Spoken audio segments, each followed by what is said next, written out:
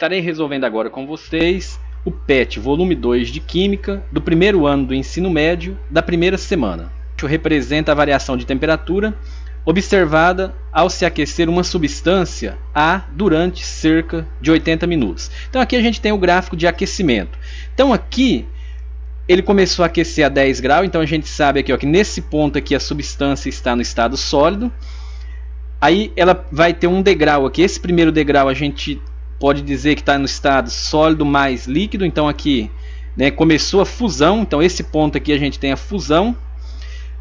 Da fusão até esse ponto aqui, essa inclinação aqui, a gente vai ter ela no estado líquido, então ela está passando o estado líquido, e aqui ela vai estar no estado gás. No gás a gente vai ter aqui a ebulição, então aqui eu tenho a ebulição. A ebulição ela está no estado gasoso mais líquido. Após a ebulição ela está no estado gasoso.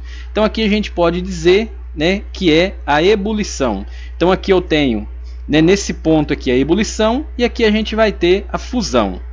Então vamos colocar aqui ebulição. Então nesse ponto aqui a gente vai ter a ebulição. Então aqui eu tenho a ebulição aqui. E aí, na letra A, ele pergunta qual é a faixa de temperatura em que a substância A permanece sólida. Então, ela permanece sólida nesse intervalo aqui, ó, de 10 a 20 graus. Então, a gente vai colocar essa resposta. Resposta aqui de 10 a 20 graus. Na letra B, qual é a faixa de temperatura em que a substância A permanece líquida? Então, a gente vai observar aqui que ela permanece líquida desse ponto, né? Então, ela está líquida aqui, ó, desse ponto a esse ponto. Então, a resposta aqui de 20 a 40 graus. E na letra C, qual é a temperatura de ebulição da substância A? A ebulição ela começa aqui, ó, no segundo degrau. Então, o primeiro degrau a gente tem a fusão, aí da fusão entre a ebulição ela está líquida, após a ebulição ela transforma em gás. E a ebulição é esse segundo degrau dela aqui, ó. Então, a gente pode dizer que o ponto de ebulição dessa substância é 40 graus Celsius. Já no exercício, observe as afirmações abaixo. A primeira, a substância que forma uma substância no estado sólido pode mudar de posição aleatoriamente? Né? Então a gente sabe que não. Então essa resposta é falso. No estado sólido, as partículas elas estão muito próximas uma das outras e há apenas um movimento de vibração. Então o movimento das partículas vibrar uma com a outra. Elas estão bem unidas e bem próximas uma da outra. Então na primeira afirmativa aqui, a gente pode dizer que ela é falsa. Na segunda, as partículas que formam uma substância no estado líquido estão agrupadas e organizadas no retículo cristalino. Então aqui, ó, esse retículo cristalino ele existe no estado sólido, né? Então esse conceito está relacionado com a organização dos átomos, né, e a forma geométrica dele. Então esse retículo cristalino aqui no líquido a gente não se encontra ele, somente no estado sólido. E na terceira questão, então aqui no 2 é falso. A terceira afirmação, o estado gasoso, as partículas encontram-se completamente afastadas uma das outras em movimento desordenado. Então aqui sim, é verdadeira essa questão aqui, ó. Então no estado gasoso, as partículas elas estão bem distantes uma da outra, tendendo a ocupar o maior volume possível.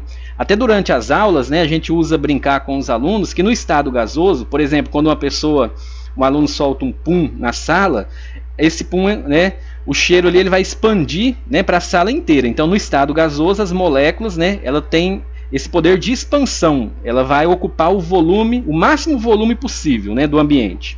Então aqui é verdadeiro. E a quarta afirmação, 1 litro de água líquida não sofre alteração de volume ao ser despejado em um recipiente de 5 litros na mesma condições de temperatura e pressão.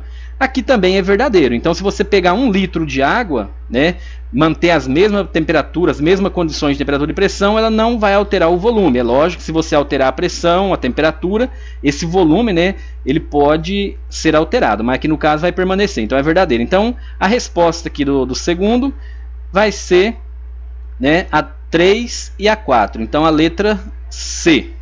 Essa aqui é a resposta verdadeira. Exercício.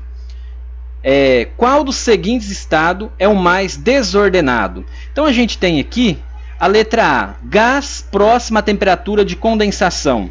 Então E esse daqui justamente é a resposta. Por quê? O mais desordenado, né, é o estado gasoso. Então as moléculas estão totalmente desorganizadas, né, e elas, igual eu falei antes, ela tende a ocupar o maior volume possível. Então, além disso, elas têm uma velocidade, né, alta, fazendo com que elas fiquem, né, mais desorganizadas ainda. Então, no estado gasoso, né, as moléculas ela vai ter uma desorganização muito grande, ela vai se chocar uma com a outra, né, então ela vai ocupar um volume muito grande. E no 4 exercício, com base na curva de aquecimento, tente explicar por que em leiteiras com sistema de banho-maria, aquelas que assobia quando aquecidas, o leite não derrama. Então a resposta do 4, o leite não evapora por estar abaixo do seu ponto de ebulição.